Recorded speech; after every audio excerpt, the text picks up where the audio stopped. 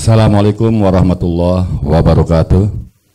Selamat malam dan salam sejahtera, sahabat Nusantara. Pada kesempatan malam hari ini, Cirebon anginnya cukup semriwing. Istilah orang Cirebon itu cukup menyebabkan kita kerokan gitu. Jadi agak kurang baik udaranya. Jadi kembali Majelis Seni dan Tradisi Cirebon berada di Bangsal Nyirebon, salah satu tempat di kantor Dinas Komunikasi Informatika dan Statistik Kota Cirebon. Ini bangunannya cukup eksotis, jadi kalau sahabat Nusantara yang belum datang ke Cirebon, nanti mampir ke Cirebon, nanti ada salah satu bangunan pemerintahan yang juga bisa menyediakan warung kopi, nasi jamblang, dan lain sebagainya. Tapi bayar, tidak gratis. Pada perbincangan malam hari ini, Majelis Seni dan Tradisi Cirebon di kehadiran ini sahabat-sahabat istimewa ini. Ada Pak Wandi Sofyan. Beliau Pak Wandi Sofyan ini adalah Kabid Pariwisata Dispora Budpar Kota Cirebon. Jadi Dispora Budpar itu Dinas Pemuda, Olahraga, Kebudayaan, dan Pariwisata. Kebetulan beliau adalah Kabid di Pariwisata Kota Cirebon. Menemani Pak Wandi, ini sebelah kanan saya ada, saya manggilnya Mbak Regina dan Mbak Aulia. Kedua perempuan ini adalah mewakili dari HPI, yaitu Himpunan Pramuwisata Indonesia. Nah, ini seperti apa HPI nanti kita akan bincang-bincang, namun malam hari ini kita lebih akan berdiskusi tentang pariwisata di Kota Cirebon. Saya bertanya ke Pak Wandi dulu, Pak Wandi. Pak Wandi, kalau tidak salah, saya sebagai orang Cirebon itu sering melihat beberapa billboard, terus selebaran atau di media sosial itu bahwa Kota Cirebon ini adalah kota yang bergerak di pariwisata, terutama di bidang religi kalau tidak salah. Apa yang dimaknai dengan wisata religi itu, Pak Wandi? Ya. Terima kasih atas waktunya, kesempatannya, serta undangannya dalam kegiatan MES TV. Ya. Terkait dengan kepariwisataan, seperti yang kita ketahui bahwa Kota Cirebon itu dibangun berdasarkan multikultural.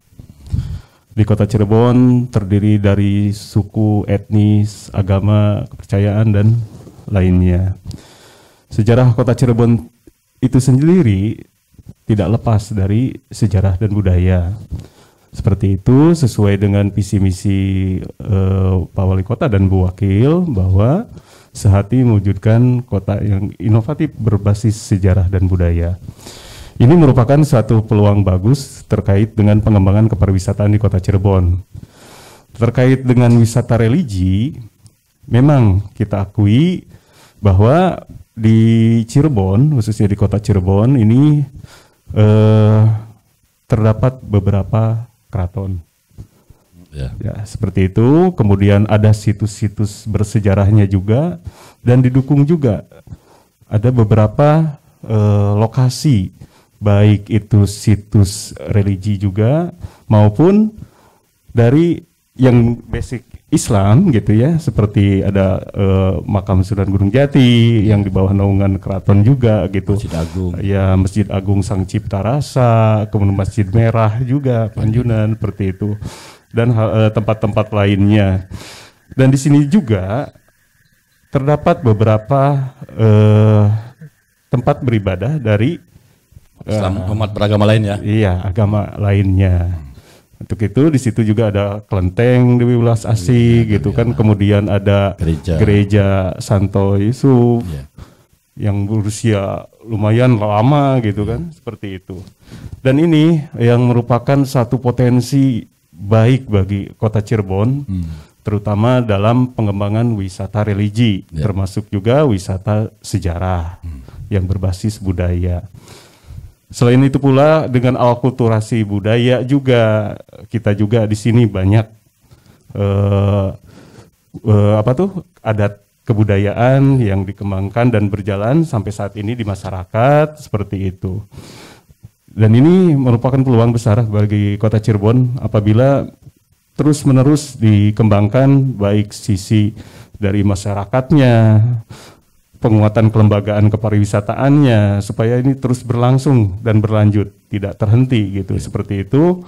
Kemudian kita juga coba menggali potensi-potensi terbaru selain wisata sejarah dan budaya maupun religinya yang terus kita kembangkan, karena di kita juga ada satu daerah yaitu di Benda Krep itu juga bagian dari wilayah Kota Cirebon yang mempertahankan adat istiadat serta kedalaman ilmu agama, terutama dalam hal ini agama Islam, karena ada pesantren yang sudah lama yang perlu kita kembangkan kembali untuk menjadikan salah satu kampung wisata religi di Kota Cirebon. Itu barangkali Mas Dedi sementara. Apa yang menjadi dari sekian banyak tadi disebutkan unggulan di pariwisata di Cirebon ini?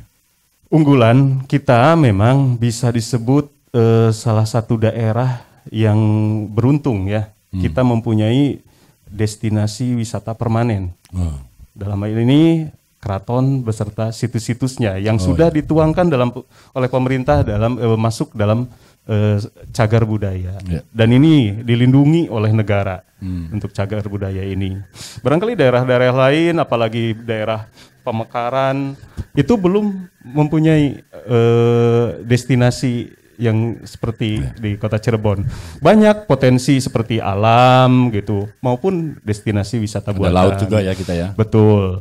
Nah, kita juga kan punya destinasi wisata buatan dalam hal ini seperti Cirebon Waterland gitu kan ya. Wisata alamnya ya dari nanti pengembangan kita punya laut, pantai, walaupun sepanjang 7 km, akan tetapi apabila dikembangkan dengan baik ya bisa gitu, seperti itu. Baik, nanti saya coba mau ngulas lebih dalam tentang pariwisata. Tapi sebelum itu coba Mbak Regina atau Mbak Aulia nih, siapa yang bisa menjelaskan apa itu HPI, Himpunan Pramu Wisata Indonesia itu apa? Singkat saja. Iya, makasih Mas Dedi. Himpunan Pramu Wisata Indonesia cabang Cirebon ini merupakan satu wadah khusus yang menaungi teman-teman pemandu wisata atau tourist guide. Tourist guide ini berupa profesi profesi yang memang dinaungi langsung dari kementerian, dan kita sudah banyak cabangnya di nasional tentunya. HP ini sudah tingkatnya nasional. Itu sejarah pendeknya sih sebenarnya. Jadi HP ini di berbagai kota di Indonesia ada ya? Ada. Nah ini Mbak Aulia sama Mbak Regina ini khusus di Kota Cirebon aja atau? Iya, nah kalau bicara soal tourist guide itu, kalau di Himpunan Pramu Wisata kita dibagi menjadi 3 Mas. Tourist guide lokal, ada city tour, dan juga ada overland. Jadi kalau lokal itu biasanya mereka terdapat di satu destinasi. Contohnya Keraton Kasepuhan, Sunyaragi, itu adalah tourist guide lokal. Lalu ada city tour itu biasanya yang membawa tamu-tamu dari luar untuk menjelaskan keindahan kotanya. Itu city tour. Jadi tidak hanya berdiam di satu tempat. Lalu ada overland itu adalah lintas daerah yang biasanya membawa tamu-tamu dari daerah, dari Cirebon ke luar kota. Oke, itu berapa orang yang ada di HPI? Sampai saat ini member kita ada 46 Mas. 46 itu 12 dari 13 dari Cirebon, sisanya dari kabupaten. Oke. Itu sampean itu digaji sama pemerintah atau relawan ini? Relawan kita.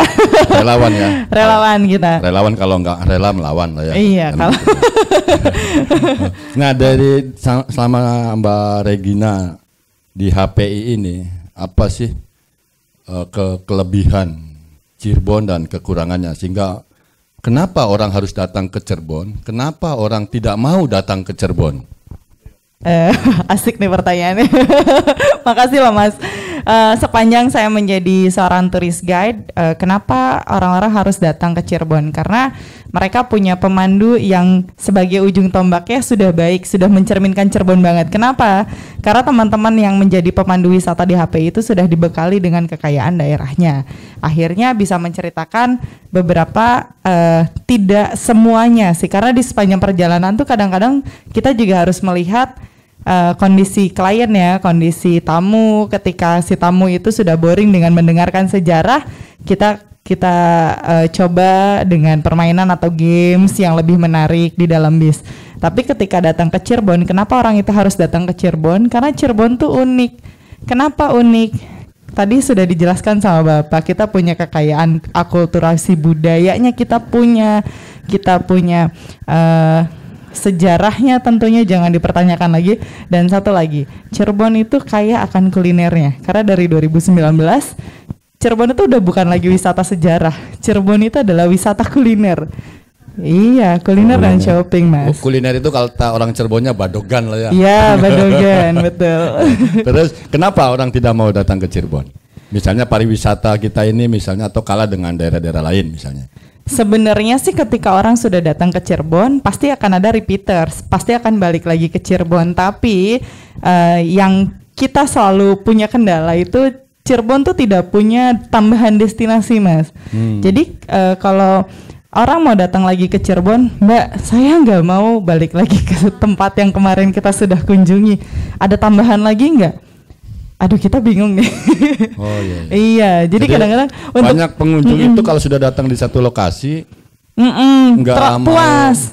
Mereka puas dengan kunjungan datang ke lokasi tersebut. Tapi ketika mau datang lagi, mereka nggak mau datang ke situ lagi, maunya ke tempat yang baru. Kenapa tuh nggak mau datang lagi? Kalau orang suka puas kan berarti pengen. Saya makan jamblang, nasi jamblang kan enak, maka saya mau datang lagi gitu. Itu kan kepuasan secara apa ya namanya? Lahiriah apa naruliah? Iya. Jadi kan itu kebutuhan pokok ya, Mas. Sementara kalau di pariwisata tuh kebutuhan pokoknya adalah refreshing. Kebutuhannya adalah untuk membahagiakan diri, membahagiakan kepala dan membahagiakan otak. Jadi ketika kita kembali lagi datang disuguhkan dengan hal yang sudah pernah kita lalui, saya aja yang jadi pemandu kadang-kadang suka bosan. Ini dari dulu nih saya nanya nih. Karena saya juga lahir di Cirebon, besar di Cirebon ya. Terserah sebelum ke Pak Wandi saya, Mbak Aulia atau Mbak Regina yang menjelaskan. Kan semisal begini, Cirebon ini kan tadi keunggulannya adalah pada persoalan sejarah dan budaya ya dibandingkan. Sementara turis tadi kan orang berkunjung itu juga ada yang mau refreshing. Nah, sementara misalnya kalau wisata religi atau wisata sejarah itu banyak kecenderungan berpikir lah. Semisal saya hadir di Sunyaragi, lihat bangunannya keren, enak nih. Tapi pas lihat historisnya, jelimet nih. Dia mulai menjelimet nih, masuk ke sini kan. Sementara orang wisatawan itu kan 5 hari bekerja atau 4 hari bekerja, 6 hari bekerja, seharinya pengen refresh gitu, pengen refreshing gitu. Nah, yang hal-hal yang refreshing itu di Cirebon ada nggak sih, Mbak?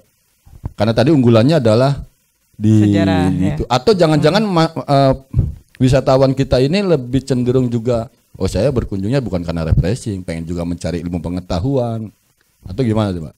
Sebenarnya gini, Mas, di pariwisata rumusnya tuh kalau nggak salah saya ingat itu dia ada 3S, something to do, something to see, and something to buy.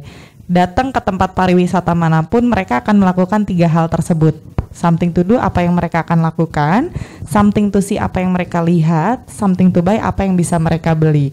Itu sudah terjadi di Cirebon, tapi tempat wisatanya masih belum semuanya punya gitu. Iya kan? Kalau tadi Mas bicara refreshing, Cirebon punya tempat untuk refreshing, ada Waterland, ada Irma Suryani. Bahkan kita bisa juga refreshing di hotel dengan mendatangkan beberapa kru khusus untuk permainan outbound gitu-gitu bisa, Mas. Refreshing sebenarnya bisa asal ada tempatnya, asal ada lahannya. Betul ya, Mbak ya? Gitu, asal ada konsepnya. Jadi nggak harus kita mendatangkan satu buah destinasi khusus dengan nama khusus gitu. Nggak harus bicara historical juga. Saya ke Mbak Aulia deh, sebentar. Mbak Aulia sebagai pengurus HPI ini kan juga mewakili masyarakat kan. Betul. Tadi orang tuh mau refresh, mau lain sebagainya. Kalau wisata religi, Cirebon punya unggulan karena tidak akan ada di negara manapun, di kota manapun masjid yang bersebaik mirip seperti Masjid Agung Sang Cipta Rasa. Tidak ada kesultanan manapun di kota-kota di dunia itu seperti Kesultanan Kanoman. Ya kan, misalnya seperti itu ya. Tapi kalau yang tadi yang disebutkan atau water, saya bahasa Inggrisnya buruk, waterland, itu kan hampir di setiap kota ada dong. Enggak kan, akhirnya tidak menyebabkan orang datang ke sini terus mau berjemur. Berjemur di Bali juga bisa atau di kampung-kampung halamannya juga bisa. Menurut Mbak Aulia apa yang dilakukan pemerintah hari ini atau yang di tempat-tempat pariwisata agar tempat kita ini mampu dihadiri oleh pariwisata? Oke, paling sedikitnya kalau ada beberapa wisatawan yang pernah kami handle gitu istilahnya yang datang, paling satu miss atau satu hal yang mereka sayangkan di Cirebon itu satu terkadang kurang perawatan. Contoh kayak betul objek wisatanya. Contoh kayak di Sunyaragi gitu kan istilahnya. Bisa dibilang Cirebon itu untuk keraton aja kita tiket paling mahal, bisa dibilang seperti itu karena kita beberapa wisatawan itu mengkiblatnya untuk keraton adalah di Jogja. Jogja paling cuma 7.500 atau 10.000 sudah bisa menikmati semua, sedangkan di Cirebon mungkin Mas Didi tahu harga tiket masuknya. Saya biasa masuk ke keraton yang nggak pakai tiket. Gitu. Ini ada juga ya keraton yang pakai tiket? Gitu. Berapa itu di Cirebon? Waktu sebelum museum terpisahkan itu 20.000 sudah bisa semua. Bisa keliling-keliling. Betul. Tapi setelah museum terpisahkan masuknya aja tuh cuman 15.000. Museumnya 25. Belum lagi dalam agungnya 10.000. Jadi kalau misalkan wisatawan datang ke Cirebon, kalau memang ingin menikmati seluruh area yang ada di keraton itu minimal satu orangnya itu udah 50.000. Udah kalau ke toilet gratis. Bayar lagi, belum lagi mohon maaf terkadang karena bukanlah kita bisa dibilang pengemis resmi jadi akhirnya karena ada di beberapa di area dalam keraton itu ada yang terkadang suka minta-minta, bukannya kita tidak mau ngasih, tapi terkadang sampai kita diikuti, jangankan hanya di keraton gitu ya. Contoh pernah pengalaman pribadi di Gunung Jati itu sampai ditabrak sampai akhirnya kacamata saya jatuh. Gitu, jadi harus maksa. Kalau emang iya nggak ngasih, kita ditahan. Nggak boleh masuk. Nah, sedangkan di Sunyaragi terkadang kayak jatuhan daun, terkadang masih dibiar, apalagi kalau hujan becek apa segala macam. Jadi terus fasilitas umumnya juga kayak toilet jujur masih kurang. Jadi terkadang tamu loh toiletnya begini ya, tiket kita sudah sekian gitu kan. Enggak, atau jangan-jangan orang-orang yang datang ke Cirebon itu jadi salah satu destinasi wisata, misalnya datang dimintain duit, itu bentuk dari kepuasan mereka mungkin ya, atau ini kalau tempat objek wisata lain bersih biasa, ini kotor misalnya kan gitu kan. Jadi kan orang juga coba gimana kan ada lagi tadi dia kan bilang gitu. Jadi itu ada Mas permintaan wisata pernah waktu itu wisata mandiri yang datang ke pedesaan gitu, mau lihat observasi desa kayak gitu-gitu. Desanya nggak harus khusus desa wisata, itu pun ada permintaan. Tapi ketika itu sudah menjadi satu objek wisata, ini kita berkata objek wisata ya, rumus pariwisatanya tadi adalah 3S gitu lah. Lalu harus juga didampingi dengan Sabta Pesona Mas. Sabta Pesona tuh tidak lepas dari sektor pariwisata ya Pak, mohon izin ya. Pariwisata itu kan memang kalau bicara pariwisata bicara tentang kebersihan, keindahan loh Mas, gitu kan. Nah ini sampean sebagai orang Cirebon, menurut sampean aja lah, Cirebon ini udah bersih belum? Belum. Sebagai orang Cirebon, gak usah lihat ke Pak Wandi ini santai. Jadi Pak Wandi bukan orang Cirebon ya lupa. Tapi kan belum bersih ya? Belum. Tempat-tempat wisatanya belum baik ya? Atau sudah baik? Kalau dibilang belum baik, mereka mungkin selalu berproses ya, menjadi lebih baik, sedang menuju baik, betul gitu kan. Terus juga setiap kali ada keluhan dari kami ya selalu didengarkan gitu. Tapi memang walaupun eksekusi di lapangannya masih belum maksimal, kita masih terbentur dengan beberapa aspek ya. Mereka sedang berproses gitu loh Mas. Saya ke Pak Wandi lah. Sekarang geser pertanyaannya lah. Ini ngomongnya kayak ada tekanan gitu kan, lirik-lirik Pak Wandi ini gitu ya. Harusnya tidak mengundang saya. Pak Wandi ini kan saya baca di media juga belum lama ya di pariwisata ya. Jangan-jangan Pak Wandi ini juga salah satu kabid di Kabid Corona kalau tidak salah. Pas pindah itu corona. Tapi juga kan pasti leluhur sebelumnya juga udah ngasih bekal. Jadi di era pandemi sekarang, hampir 2 tahun nih kita corona ini menggeliat pariwisata di Cirebon ini seperti apa dengan sebelum ada corona? Ya, baik, terima kasih. Tapi tadi agak tersentil juga terkait dengan beberapa hambatan. Ya, yang tadi disebutkan oleh teman-teman HPI itu merupakan hambatan dalam kepariwisataan. Hambatan itu bisa diinikan dari ya seperti tadi, tiket yang mahal, kemudian kebersihan, di situ juga ada premanisme contohnya, ya, pungutan liar segala macam, termasuk juga barangkali dengan seperti pengemis pun itu bagian dari faktor penghambat. Selain aksesibilitas, kan sarana prasarana itu sama-sama. Dan ini yang perlu kita lebih banyak berkoordinasi, sosialisasi, karena memang kita pahami bahwa seperti keraton maupun situs-situs yang ada di dalamnya itu pengelolaannya tidak dilakukan oleh dinas. Jadi yang situs apa beberapa tempat wisata itu tidak dikelola sama dinas. Betul, itu pengelolaan internal keraton. Kami di sini dinas sebagai pembina, pengembangan gitu kan ya, seperti itu, dan dinas pengampu terkait dengan kepariwisataan. Mungkin di daerah lain itu keterlibatan dinas pariwisata dalam pengelolaan destinasi itu lebih kuat. Artinya kota Cirebon ini tidak memiliki destinasi wisata yang di bawah pemerintah langsung ya? Milik pemerintah. Milik pemerintah itu nggak ada ya? Betul. Yang ada, yang itu yang buatan. Tapi itu kan sudah di sistem kontrak, yaitu Cirebon Waterland. Di pihak ketiga kan? Iya. Disebutnya hak guna pakai ya, seperti itu. Yang sudah dikontrak selama 30 tahun. Nah, di situ tetap asetnya itu kan milik pemerintah ya, yang disewakan kepada pihak swasta. Nah, kami di dinas juga tetap memperhatikan terkait dengan pengembangan. Cuman sayangnya itu di pihak tiga kan ya? Iya, bukan sayangnya, memang untuk diberdayakan aset pemerintah itu di pihak ketiga. Oh, di pihak ketiga. Jadi kalau tadi kan saya memahami dari Pak Wandi ini ada beberapa objek wisata. Dinas cuma sebagai pendamping saja ya?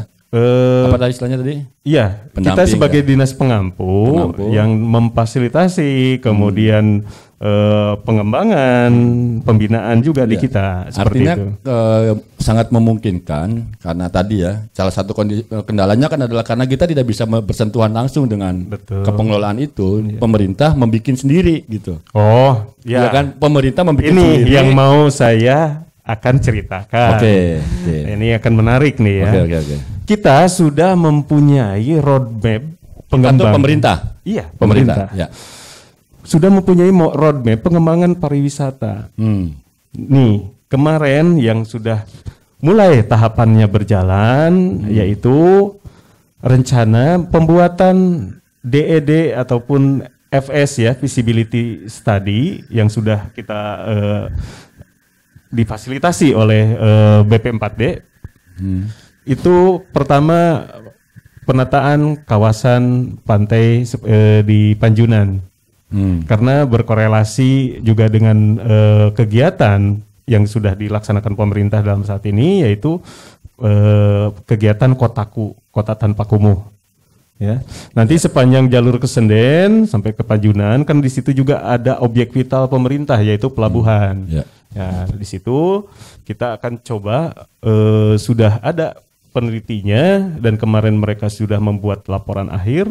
Itu sangat bagus. Akan tetapi kita juga harus memperhatikan regulasi yang mengatur terkait dengan pembangunannya.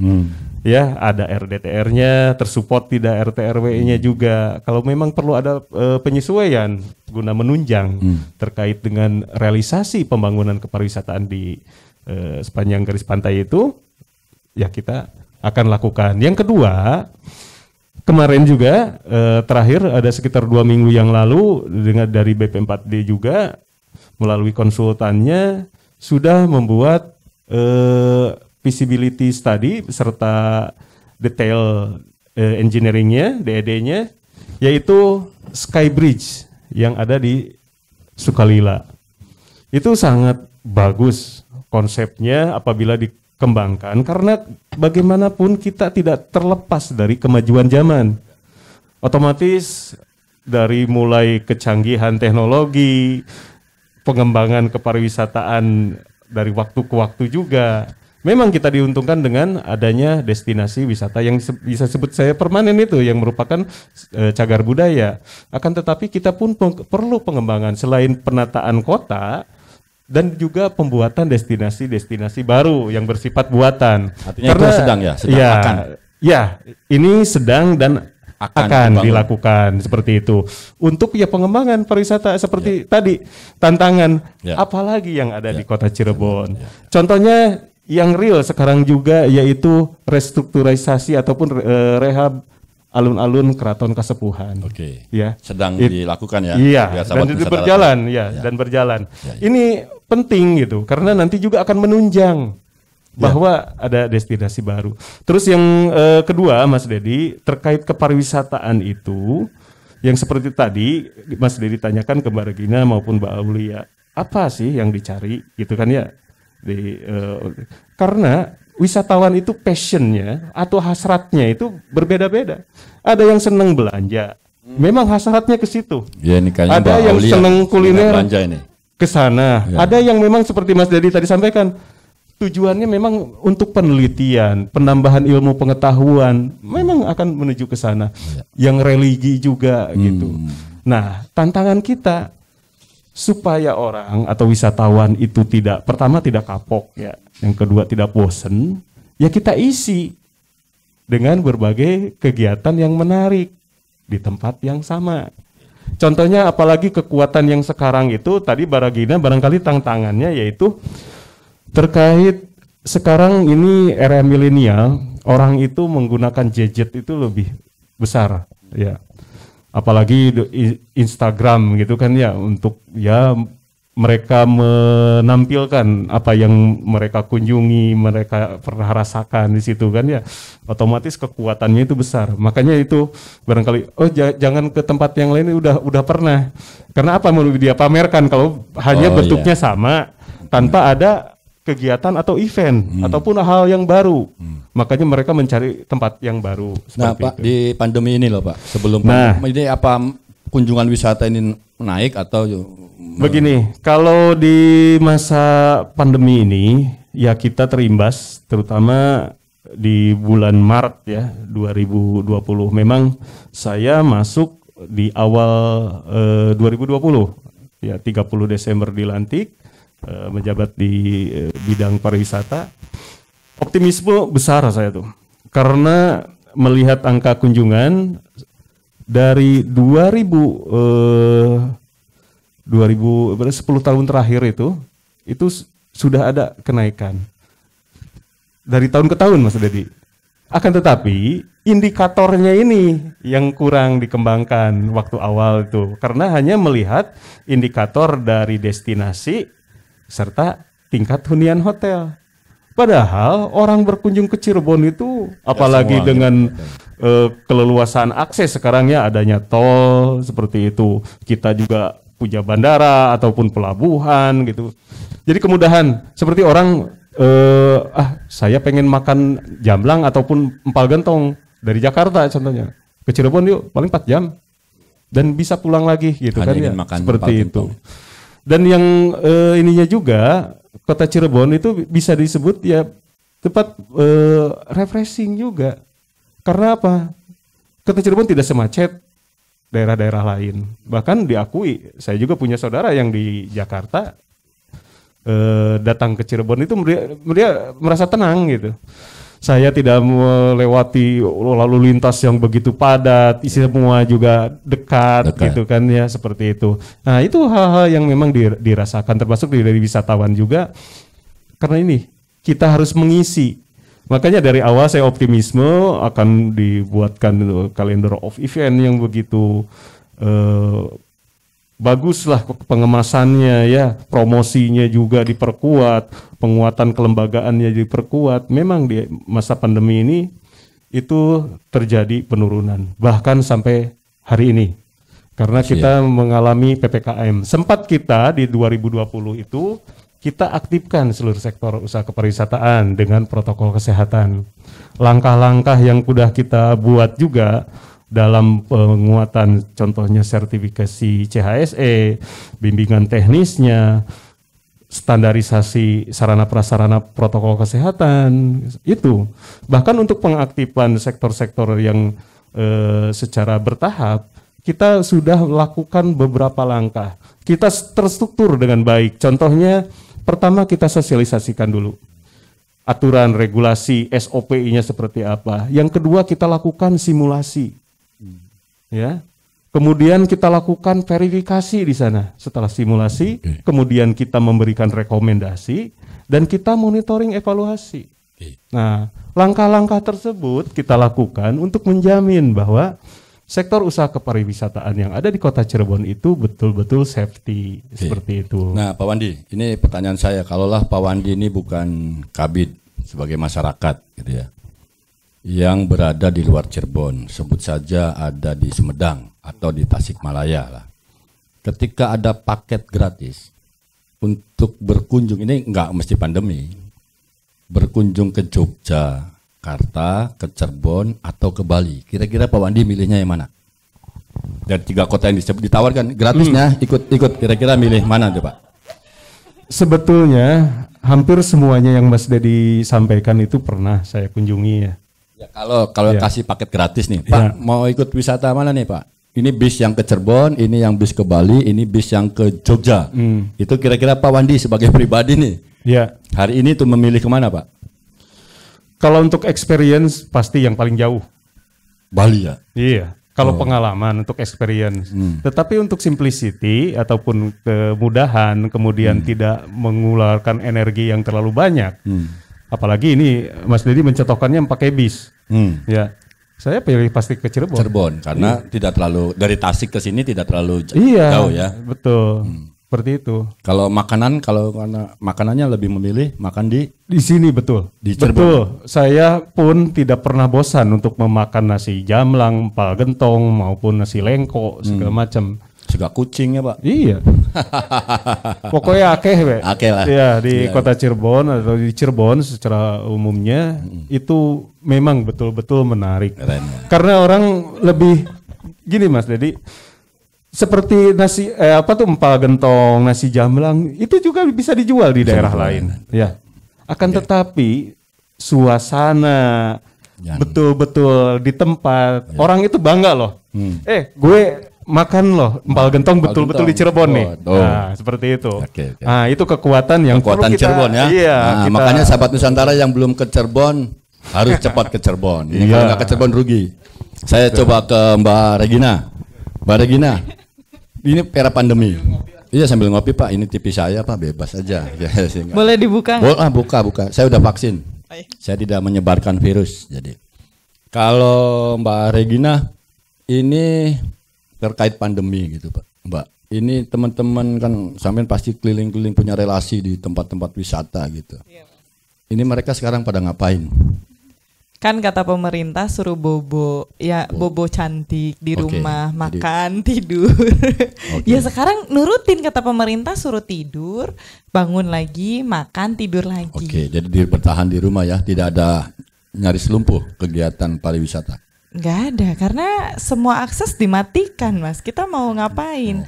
Kalau pemandu wisata tuh kan hidupnya memang di destinasi dan di jalan. Ketika jalan ditutup, destinasi juga ditutup, ya kita hanya hidup di rumah. Nah dengan era digital hari ini, misalnya apakah tidak menutup kemungkinan kita mempromosikan Cirebon? Justru sedang pandemi ini, waktunya luang banyak di rumah, jor-joran gitu. Sudah Mas. Sudah pernah dilakukan. Jadi selain bobo cantik, makan juga Tetap sudah pernah kita membuat satu buah program virtual traveling, virtual tour yang waktu itu isinya adalah mengangkat kearifan lokal. Kalau biasanya city tour hanya datang ke keraton cuma sampai istana, kita virtualkan 40 baluarti. Gitu kan. Tapi by virtual. Itu pernah. Lalu kalau datang ke Cirebon taunya masjid tertua adalah Sang Cipta Rasa, kita virtualkan masjid tertua di Cirebon yang ternyata bukan masjid Sang Cipta Rasa, ada Pejelagerahan, ada Kejaksan, ada juga Panjunan gitu kan. Memang itu pernah kita laksanakan Mas di awal-awal pandemi. Mungkin Pak Wandi juga waktu itu pernah ikut ya Pak ya. Pak jadi penggagas, terlibat ya Pak Wandi ya. Terus? Iya, kita pernah.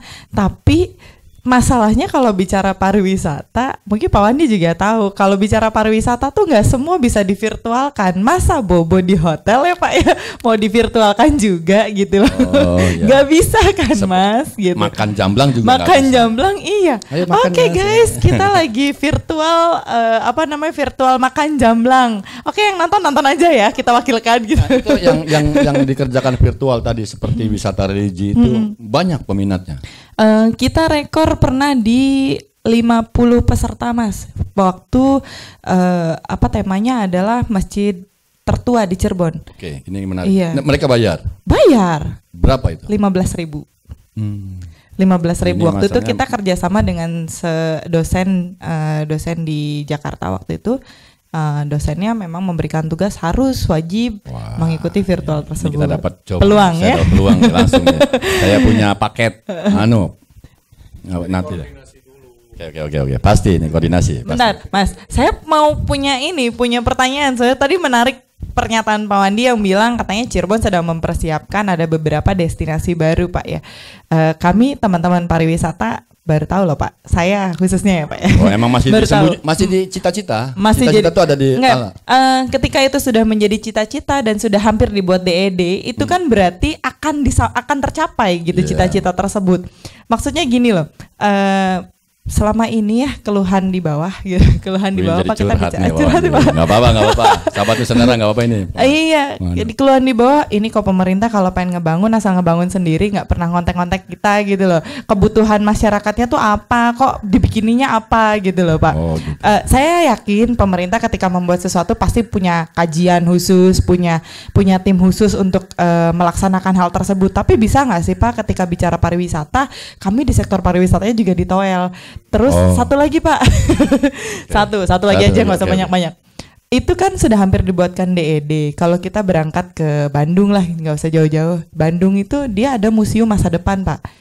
Bisa dilihat sama masyarakat luar kota kalau datang ke Bandung masa depannya akan ada pembangunan ini gitu kan. Itu bisa dilihat. Bisa nggak sih Pak hal-hal seperti itu tuh dipublikasikan, artinya bukan cuma sekedar mimpi pemerintah, akhirnya itu menjadi mimpi bersama kita sebagai warga Cirebon. Asik. Ya, mungkin saya aja yang jawab, Mama. Saya aja yang jawab Pak. Saya mewakili Pak Wandi kali. Jadi sebetulnya juga karena saya ada di Cirebon, sahabat Nusantara gitu. Saya juga berkali-kali menemukan rancang bangun ya. Semisal alun-alun Kejaksan hari ini sebelum jadi itu kita tahu gambarnya di media disebarluaskan. Cuman yang menjadi persoalan adalah gambarnya bagus, pas hasilnya loh kok beda ya sama gambar gitu. Nah itu kan kurang lebih begitu ya. Tapi pasti bukan kesalahannya Pak Wandi kalau gitu, bukan kesalahan di dinas. Jadi ini yang terjadi biasa, makanya dalam harapan kita Pak ini ke Pak Wandi, harapan kita ke pemerintah deh, bukan ke Pak Wandi sendiri, adalah ketika dirancang bangun itu tadi pertimbangkan kearifan lokal dan lain sebagainya. Misalnya pada alun-alun Kejaksan, Cirebon itu tidak melulu dengan tumpukan bata merah gitu.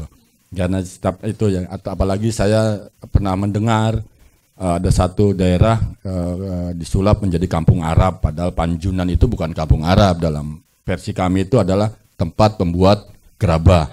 Nah, karena hari ini memang di sana banyak saudara-saudara kami yang hidungnya mancung gitu, lahir di Indonesia juga, bukan lahir di Arab gitu, lahir di Indonesia, lebih berdominasi, tapi kelihatannya ada arah menuju destinasi wisata kampung Arab gitu. Jadi itu banyak yang saya sepakat sama Ibu Regina tadi, Mbak Regina, artinya ngobrolnya kurang gitu. Ngobrolnya kita kalau rapat itu harus ada uang transport. Kalau ngobrol saja minimal nggak perlu ada uang transport, jadi nggak ada anggaran beberapa teman-teman penggiat pariwisata, teman-teman sejarah, kesenian atau masyarakat, tukang atau preman yang tadi disebut preman di situ, apa sih masalahnya gitu sehingga kalian kalau ada pengunjung wisata harus gebrak-gebrak meja, ngisi kotak kan ada yang gitu ya, ada yang gitu Pak Andi. Apa diajak ngobrol sehingga kemudian hari dia jadi paham bahwa gebrak-gebrak kotak itu tradisi atau bikin kita jantungnya deg-degan gitu pengunjung. Bisa nggak jangan digebrak-gebrak mejanya tapi dilemparin misalnya kan begitu. Itu saya sih sebentar menjawab sedikit, memperkuat pertanyaannya dia juga. Tapi Pak Wandi yang harus menjawab. Iya, terima kasih. Terkait dengan ya keterlibatan terutama teman-teman kepariwisataan ya. Ini bisa disebut baru tahap awal, Mas. Ini visibility study belum kepada DED secara resmi, apalagi nah ini baru impian waktu kemarin juga baru di angan-angan kan ya, saya bilang baru gagasan. Karena kan tadi ada beberapa faktor yang perlu untuk memperkuat visibility study ini untuk bisa direalisasikan. Ya tadi yang seperti yang saya sebutkan, ini sudah sesuai dengan rencana tata ruangnya tidak gitu kan ya. Kemudian kita juga harus memikirkan terkait dengan aset ataupun siapa di pihak yang berwenang dalam hal ini. Contohnya yaitu kan seperti kita perlu koordinasi dengan BBWS ya terkait dengan Skybridge, Sukalila seperti itu. Kemudian faktor-faktor mana saja yang memenuhi syarat seperti harus ada ruang terbuka hijaunya atau apa.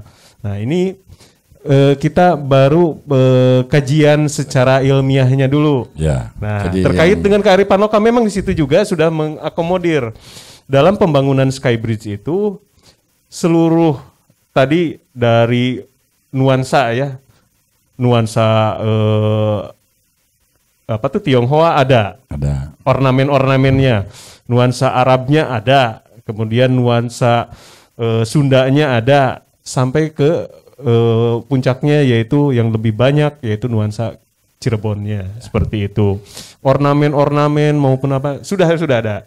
Akan tetapi ya memang ini perlu keterlibatan dari teman-teman. Saya juga di diskusi tersebut ya saya coba pahami apa yang saya posisikan sebagai teman-teman pariwisata. Contohnya kata saya tuh dari segi ini parkir seperti apa, kalau aksesnya seperti ini, terus ada nggak yang seperti penjual pernak-pernik atau oleh-oleh yang merupakan khas. Saya coba memposisikan sebagai teman-teman. Akan tetapi memang nanti apabila akan diwujudkan dalam realisasi, ya kita coba ajak teman-teman semua, terutama dalam hal detailing. Ini kan yang perlu teman-teman pahami maupun masyarakat Kota Cirebon bahwa ini konsep ada masukan gitu kan ya terkait dengan konsep ini dan itu akan menjadi perbaikan atau penyempurnaan sebelum dilaksanakan ini. Makanya saya pengennya kita dengan kemampuan APBD ya kita coba bangkit di keterpurukan pandemi ini supaya kegiatan-kegiatan, kewenangan atau apanya dari kita sendiri seperti itu. Ya saya tidak membahas yang lain ya. Pak Wandi, ini kita tidak punya cukup waktu banyak di Mas TV ini. Jadi Pak Wandi, kalau saja besok bulan depan pandemi ini berakhir, COVID ini berakhir, Pak Wandi yakin pengunjung wisata di Cirebon terbaik di Indonesia? Kalau terbaik di Indonesia ya kita harus realistis ya. Tetapi optimisme itu ada. Ya, kalau terbaik di Indonesia ya kita harus realistis gitu. Tetapi optimisme itu ada. Kita akan gelorakan kembali terkait kepariwisataan di Kota Cirebon dengan memperkuat yaitu tadi pertama promosi, kemudian penguatan kelembagaan, kemudian perbaikan sarana prasarana. Ini ada 3 aspek dulu yang perlu kita lebih awal ini kan, karena kalau ketiga ini lemah, yang lainnya seperti contohnya penguatan ke luar gitu, ataupun kita membuat paket-paket pun kalau memang 3 ini belum jalan, mustahil. Karena apa? Apa sih mau ke Cirebon kok masih gitu kan? Nah, ini makanya kita coba tahun-tahun kemarin juga sebelum masa pandemi kan kita dalam seperti contoh Mas. Contoh dalam kegiatan dalam rangka HUT Cirebon. Kurang gebiar mana kita. Dan pernah juga membuat rekor kan seperti itu. Itu salah satu upaya-upaya dalam pengembangan ataupun memulihkan kepariwisataan di Kota Cirebon. Ya, nanti ke depan apabila Mas Dedi sampaikan, ya kita akan segera pemulihan, terutama cepat, ya gerak cepat. Dari mulai sektor tadi promosi pemasarannya kita lakukan. Contohnya saya juga kemarin tidak menyangka bahwa kita pertama kali lagi di masa pandemi ya mengikuti acara pameran, kita juara terbaik kedua loh. Dan itu levelnya nasional dan itu tidak disangka-sangka gitu. Nah, Pak Wandi, kalau segala gagasan tadi kan kita mau ngebut nih. Iya. Itu anggaran menjadi sesuatu yang penting apa tidak? Kalau misalnya tiba-tiba Pak Wandinya mau ngebut, iya. Terus nggak ada anggarannya, ngebutnya langsung ngik atau nges tetap jalan gitu Pak? Seperti ini. Nah, logikanya begini Mas Dedi. Pertama, kalau kita terkait dengan keterbatasan anggaran, yaitu memang jadi salah satu faktor penghambat juga ya. Akan tetapi yang kita perlukan sekarang ini dan dirasakan oleh teman-teman usaha kepariwisataan yaitu aktivitas. Aktivitas ya? Aktivitas. Jadi, kalau semuanya bisa berusaha, ya seperti terdukung oleh regulasi, situasi juga. Kalau memang betul apabila pandemi ini berakhir, otomatis kan semuanya bisa berusaha kembali dengan secara normal. Jadi intinya aktivitas ya Pak? Betul, aktivitas dulu. Nah, karena saya sering dengar juga Pak, ada temannya Bapak itu kegiatannya berhenti karena anggarannya nggak ada, anggarannya nggak cukup. Jadi itu salah gitu ya. Ya itu barangkali nonton tuh yang ngomong anggarannya nggak ada itu salah. Betul. Yang benar adalah tadi aktivitas yang penting gitu. Kalau keleluasaan berusaha ataupun semua sektor usaha kepariwisataan itu bisa berusaha ataupun aktif secara normal kembali, otomatis mereka pun akan mensupport, ya, mensupport CSR ataupun apapun, mereka akan secara sukarela. Masyarakat juga siap akan mendukung apabila ya tidak terhambat aktivitas usahanya. HPI juga barangkali, waduh Pak Wandi, saya aktivitasnya udah bagus nih. Kita mempunyai profit yang bagus, ada CSR nih sekian gitu kan. Itu pasti bisa. Itu pasti. Iya, hal-hal tersebut bisa Mas Dedi tidak hanya tergantung terkait dengan anggaran, tetapi kita libatkan teman-teman semua karena ini juga manfaatnya dan dampaknya akan ke teman-teman juga. Ya, baik. Seperti itu. Baik, saya ke Mbak Aulia. Mbak Aulia, HPI di tengah pandemi ini dan persiapan apa menyambut jika saja pandemi ini selesai, masyarakat bisa beraktivitas normal, apa yang sedang dipersiapkan hari ini? Boleh. Gimana? Kalau misalkan menghadapi nanti kalau pandemi ini selesai, mungkin sebelum selesai ini beberapa teman-teman agent atau beberapa komunitas sudah berusaha membangkitkan pariwisata. Salah satunya beberapa bikin kegiatan open trip. Bukan hanya open trip ke destinasi, tapi religi juga, bisa ziarah gitu kan. Bisa dibilang masa pandemi ini, jujur saat ini wisata kalah sama yang ziarah Pak. Wisata. Ziarah sudah bisa berjalan, tapi wisata belum. Beberapa daerah atau mungkin di Gunung Jati pun sudah gitu loh. Jadi open trip pun bisa dibilang kita yang pelaku wisatanya aja agak susah. Tapi sedangkan mania-mania bus ini mereka membara untuk membantu kita juga untuk membangkitkan pariwisata. Bisa dibilang kita kalah dengan ziarah dan anak-anak mania lah, bisa dibilang seperti unggulan itu. Unggulan apa yang sedang dilakukan? Unggulan satu aja untuk selesai pandemi, maka orang akan berkunjung ke Cirebon banyak karena kami HPI melakukan atu aja. Misalnya apa itu? Kalau kita setiap hari istilah kita mengupgrade. Jadi ke apapun yang teman-teman wisatawan yang datang, kita siap kebutuhan apapun teman-teman di sini, karena Cirebon sendiri bukan hanya wisata shopping, bukan hanya kuliner, tapi semua bisa. Jangankan wisata religi Muslim, kita di sini ada banyak, ada Katolik dan lain-lain juga sudah ada gitu loh. Jadi siap. Jadi ya? Sudah siap. Baik. Walaupun kita berdiam di rumah, kita setiap entah di grup, contoh kita ada Citros, ada Rebon, ada Katon. Jadi teman-teman walaupun pandemi tetap ada kegiatan ada untuk aplikasi Wistakon juga ya. Ya, jadi Cirebon. tetap diupdate, tetap diupgrade untuk apa ya, mungkin kemampuan kita. Jadi kita tidak diam kita. Baik, saya ke penghujung nih, Mbak Regina. Mbak Regina, apa yang dilakukan Mbak Regina sebagai orang Cirebon, lahir besar di Cirebon, terus sekarang jadi ketua HPI dengan pariwisata di Cirebon? Jika besok bos besar mengumumkan Indonesia bebas dari COVID. Yang pasti saya akan lebih memperkenalkan destinasi yang baru dan sekarang sedang dibangun, Mas. Ada beberapa titik destinasi di kabupaten maupun di kota Cirebon, ada beberapa titik. Jadi ada beberapa kantung-kantung wisata yang sampai saat ini kita sedang persiapkan. Itu mempersiapkan setelah pandemi. Bahkan nanti kalaupun memang sampai pandemi ini tidak berakhir, kita sudah ada beberapa titik, ada beberapa kantung yang kita siapkan gitu. Jadi memang HPI Cirebon ini bocoran aja Pak, kita berkolaborasi dengan beberapa sanggar seni di Cirebon, membuat satu kantung budaya yang nantinya akan ada paket wisata ke sanggar. Biasanya sanggar itu sebagai fasilitator, sebagai pengisi acara saja. Kalau sekarang enggak, mereka menjadi user, menjadi pelaku, benar-benar pelaku pemegang di kantung budaya pariwisata tersebut. Itu lagi didampingi terus Pak sama HPI Pak.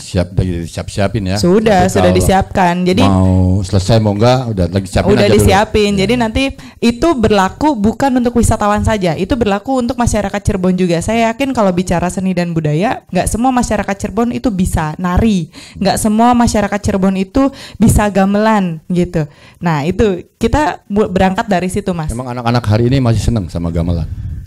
Mungkin ada yang tidak senang dan mungkin ada yang senang gitu. Tapi mungkin juga yang kita lihat, mungkin juga karena ketidaktahuan mereka akan gamelan. Bisa nggak sih bikin paket, kan yang ramai kan main game nih. Jadi wisata khusus main game. Nah, karena peminatnya kan lagi banyak. Sebenarnya saya misalnya dalam konten YouTube itu ada mancing itu ratingnya tinggi.